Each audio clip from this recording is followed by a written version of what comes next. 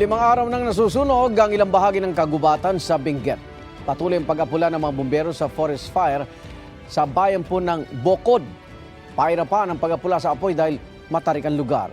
At kulang din ang firefighting equipment ng mga bumbero. Magsasagawa ng cloud seeding operations ang Philippine Air Force para makatulong sa pag-apula sa apoy. Ayon sa mga otoridad, iligal na pagkakaingin at matinding init dulot ng El Nino ang tinitingnan sani ng forest fire. Nagdulot naman ng power interruption ang forest fire sa Bontoc Mountain Province. Bumagsak kasi ang ilang puno sa mga linya ng kuryente dahil sa sunog. Naibalik naman ang supply ng kuryente matapos ang halos 14 na oras.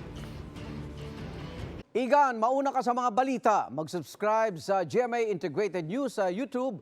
Sa mga kapuso abroad, subaybayan nyo kami sa GMA Pinoy TV at sa www.gmanews.tv.